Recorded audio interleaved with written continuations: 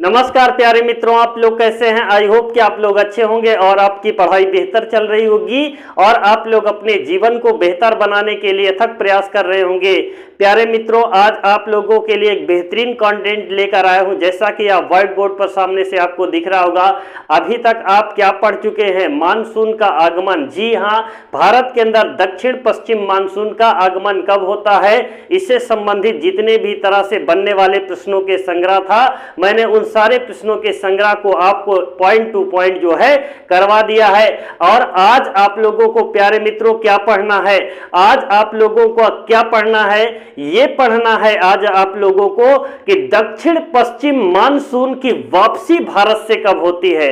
जी हां, भारत के अंदर से दक्षिण पश्चिम मानसून का निवर्तन कैसे होता है और ये निवर्तन कब स्टार्ट होता है और निवर्तन का तात्पर्य क्या है प्यारे मित्रों, तो आपकी जानकारी के लिए मैं बता देना चाहता हूं। निवर्तन का अर्थ यह होता है कि भारत के अंदर से दक्षिण पश्चिम मानसून की वापसी कब होती है, इसको बोला जाता है मानसून का निवर्तन। और भारत के अंदर से दक्षिण पश्चिम मानसून का निवर्तन कब होता है, आइए इसको एक चित्रण के माध्यम से एकदम पॉइंट टू पॉइंट समझने का प्रयास करते हैं, ताकि यदि यहां से प्रश्न बने तो आप उसकी खोपड़ी में आग लगा दो। और प्यारे मित्रों, मेरा कहना है, जी हां, कलम से क्रांति आ सकती है, कलम से कलाम पैदा हो सकते हैं और कलम में वो ताकत है मेरे प्यारे मित्रों जो आपके इतिहास को बदल सकती है, आपके माँ बाप के सपने को साकार कर सकती है और आपकी जिंदगी को बदल सकती है। तो चलिए प्यारे मित्रों, कलम की क्रांति से एक नया इतिहास रचते हैं और देखते हैं कि दक्षिण पश्चिम मानसून का निवर्तन तिथि क्या है।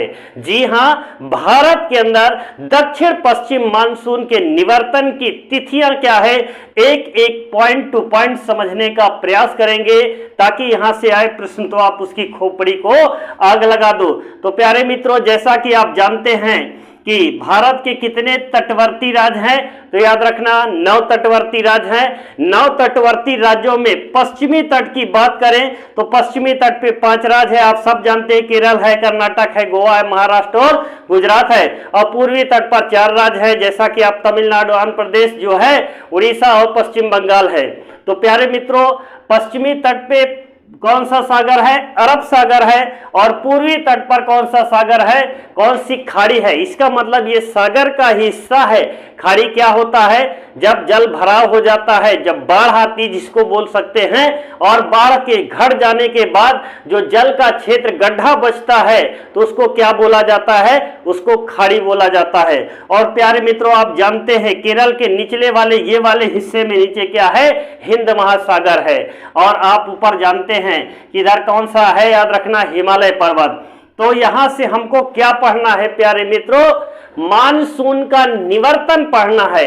भारत के अंदर दक्षिण पश्चिम मानसून का निवर्तन कब होता है या इसकी स्टार्टिंग कहां से होती है, तो याद रखना यहां से इसकी स्टार्टिंग होती है। वापसी की जो स्टार्टिंग है, याद रखना, पंजाब, हरियाणा, राजस्थान होते हुए ये इसकी वापसी कब से शुरू होती है, याद रखना सितंबर माह से इसकी वापसी शुरू हो जाती है। और ये सबसे पहले याद रखना गुजरात, राजस्थान से ही वापिस होता है। कब वापिस होता है, 1 सितंबर को। जी हां, 1 सितंबर को जो है दक्षिण पश्चिम मानसून का निवर्तन प्रारंभ हो जाता है। और उसके बाद देखेंगे, सेकंड नंबर पे आएंगे तो यहां पर आपको मिल जाएगा 15 सितंबर। जी हां, 15 सितंबर में ये गुजरात से वापस करता है। जी हां, गुजरात से दक्षिण पश्चिम मानसून का वापसी होता है। देखिए, इधर से जाता है दक्षिण पश्चिम मानसून और उधर से वापस आ जाता है। जी हां, कहां से वापिस आ जाता है, उत्तर पूरब की तरफ से। और हमेशा यहां से प्रश्न क्या पूछे जाते हैं, लौटते हुए मानसून से वर्षा किस तट पर होती है, तो अभी उसके बारे में आपको बताएंगे। लेकिन लौटता हुआ जो मानसून होता है वापिस होगा तो क्या होगा, उत्तर पूर्व होगा। क्या होगा, देखिए ना, उत्तर पूर्व कहां है, ये क्या है आपका नॉर्थ है, यस, ये क्या है साउथ है, ये क्या है ईस्ट है, ये क्या है वेस्ट है। और याद रखना, आपकी जानकारी के लिए बता देना चाहता हूं, दक्षिण पश्चिम कौन होगा? ये दक्षिण होगा और ये पश्चिम, और यहां से देखिए ऐसे जाता है। अब जब ऐसे जाएगा तो दक्षिण पश्चिम की ओर जाएगा, पूरब की ओर जाएगा ना, और अगर कहां से जाता है तो दक्षिण पश्चिम की ओर से ये जाता है। लेकिन जब वापसी होगा तो क्या होगा? उत्तर पूर्व। जी हाँ, उत्तर पूर्व। देखिए नॉर्थ और ईस्ट, जी नॉर्थ और ईस्ट के बीच में ऐसे देखिए आएगा तो उत्तर पूर्व। इसीलिए बोलते हैं लौटते हुए मानसून से वर्षा किस मानसून के द्वारा होती है? तो उत्तर पूर्वी मानसून। इधर से आएगा तो उत्तर पूर्वी बन जाएगा, और इधर से जाएगा तो क्या बन जाएगा? दक्षिण पश्चिम मानसून। तो प्यारे मित्रों, जैसा कि आप लोगों ने ये देखा कि 1 सितंबर को इसकी वापसी होती है, और कहां से? गुजरात और राजस्थान की तरफ से, और 15 सितंबर फिर से पुनः ये इधर से लौटता हुआ सितंबर में 15 सितंबर को गुजरात में जो है ये मानसून की वापसी करता है। अब इसके आगे कौन सा है? याद रखना, इसके आगे पड़ेगा आपको महाराष्ट्र। और कहां से स्टार्टिंग है? पहले उत्तर प्रदेश से वापिस होगा, फिर मध्य प्रदेश जो बीच में है, फिर ऐसे ऐसे करता हुआ ये सीधा महाराष्ट्र आता है। जैसे आप जानते हैं महाराष्ट्र और एमपी की सीमा लगती है, और इधर फिर से वापिस कहां पहुंच जाता है? अरब सागर में ये पुनः फिर से वापिस हो जाता है। अब इसके बाद देखेंगे, इधर से देखेंगे, देखिए इधर से वापसी हो रहा है क्या? जी हाँ, वापसी हो रहा है। और याद रखना, कर्नाटक में ये कब वापसी करता है? तो ये 15 नवंबर को। जी हाँ, 15 नवंबर को वापसी करता है। कहां पर? कर्नाटक में वापस हो जाता है। और इसके बाद लास्ट जहां से प्रश्न बनने की प्रबल संभावना होती है, और यहां से प्रश्न बन चुके हैं ना जाने कितनी बार, कि लौटते हुए मानसून से वर्षा कहां पर होती है? तो प्यारे मित्रों, ये वही स्थान है जो लौटते हुए मानसून से वर्षा होती है, तमिलनाडु के कोरोमंडल तट पे यही है। यहां पर क्यों वर्षा होती? कारण क्या है? क्या कारण है जो लौटते हुए मानसून से वर्षा होती है? तो याद रखना, मैं आपकी जानकारी के लिए बताना चाहता हूं कि जब मानसून वापिस होता है, तो याद रखना वापिस होता है तो जैसे ही ये अरब बंगाल की खाड़ी में आता है, जी हाँ, जब ये जैसे ही बंगाल की खाड़ी में आता है, यहां से जलवाष्प ग्रहण कर लेता है। जी हाँ, कहां से? बंगाल की खाड़ी से जलवाष्प ग्रहण कर लेता है, और जैसे ही तमिलनाडु में आता है, कोरोमंडल तट पे जो है घनघोर वर्षा करता है। जी हाँ, कुल वर्षा का लगभग बताया जा रहा है 45 से 50% जो है तमिलनाडु के कोरोमंडल तट पे कब होती है? 1 दिसंबर। जी हाँ, कब होती है? 1 दिसंबर को लौटते हुए मानसून से वर्षा दिसंबर के महीने में होती है। 1 दिसंबर इसको बताया गया है, लेकिन आप दिसंबर को याद रखिए कि लौटते हुए मानसून से वर्षा दिसंबर के महीने में कहां होती है?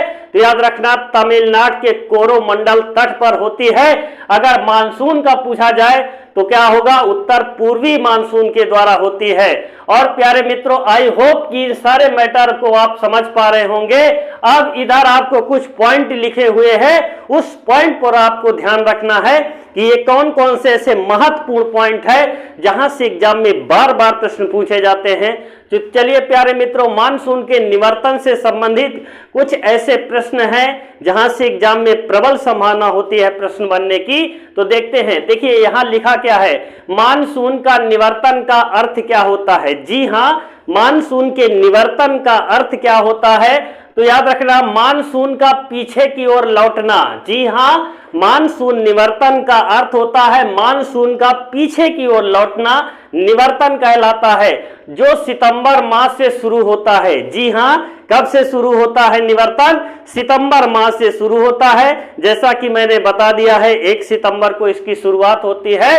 और अगले पॉइंट पर आएंगे और देखेंगे प्यारे मित्रों, लौटता हुआ मानसून बंगाल की खाड़ी से आर्द्रता ग्रहण कर लेता है। जी हाँ, लौटता हुआ मानसून बंगाल की खाड़ी से आर्द्रता ग्रहण कर लेता है और तमिलनाडु के कोरोमंडल तट पे वर्षा करता है। जी हाँ, आर्द्रता कहां से ग्रहण करता है? बंगाल की खाड़ी से करता है। और वर्षा कहां करता है? तमिलनाडु के कोरोमंडल तट पे करता है। अगर ये पूछा जाएगा किस मानसून से, गया तो दक्षिण पश्चिम मानसून से, लेकिन वापसी आएगा तो उत्तर पूर्वी लगाइएगा। जी हाँ, अगर वापसी आएगा तो उत्तर पूर्वी लगाइएगा, इसकी गलती नहीं करिएगा कि दक्षिण पश्चिम लगा दे। याद रखना दक्षिण पश्चिम नहीं, ये दक्षिण पश्चिमी जो है मानसून ये आगमन की तिथि होती, लेकिन जब उधर से आएगा तो उत्तर पूर्वी मानसून होगा। अब अगले चलेंगे अगले पॉइंट पर, तीसरे पॉइंट पर देखेंगे कि कौन सा ऐसा महत्वपूर्ण है जो आपके एग्जाम में बार बार प्रश्न आते हैं। तो देखिएगा, उत्तर भारत में वर्षा की मात्रा सामान्यतः, जी हां, उत्तर भारत में वर्षा की मात्रा सामान्यतः पूर्व से पश्चिम की ओर जाने पर घटती है। जी हां, पूर्व से पश्चिम की ओर जाने पर यह मात्रा सामान्यतः घटती जाती है। जी हां, पूर्व से पश्चिम की ओर जाने पर जो औसत मात्रा है क्या होता है, वो घटती जाती है प्यारे मित्रों। अब अगले पॉइंट पर चलेंगे जहां से बच्चे को बार बार जो है ये प्रश्न परेशान करता है, और मैं भी आपको विश्वास दिलाता हूं कि आप ये प्रश्न जरूर नहीं पढ़े होंगे, क्योंकि देखिए यहां पर सबकी निगाहें नहीं होती है। ये बहुत ही रेयर केस में लोग इसको उठाने का प्रयत्न करते हैं, क्योंकि यहां से प्रश्न बनता भी है बहुत अच्छे। मावठ क्या है? जी हां, मावठ क्या है? ये एक प्रकार की वर्षा है। जी हां, मावठ क्या है? यह एक प्रकार की वर्षा है। जो वर्षा कहां पर होती है, तो आपकी जानकारी के लिए बताना चाहता हूं, यह वर्षा राजस्थान में होती है। जी हां, मावठ वर्षा कहां होती है? तो मावठ वर्षा याद रखना राजस्थान में। शीत ऋतु में होने वाली वर्षा को मावठ कहा जाता है। जी हां, शीत ऋतु में राजस्थान में होने वाली जो वर्षा है उसको मावठ वर्षा कहा जाता है। यह वर्षा रबी फसल के लिए लाभकारी है। जी हां, मावठ जो वर्षा है ये रबी फसल के लिए बहुत ही महत्वपूर्ण वर्षा है। अब देखेंगे नोट पॉइंट पर, देखेंगे प्यारे मित्रों, नोट पॉइंट पर देखेंगे जहां से प्रश्न बनने की प्रबल संभावना होती है। हम वैसे प्रश्नों के संग्रह को लेकर आप तक आते हैं जहां से एग्जाम में बार बार प्रश्न पूछे गए हैं।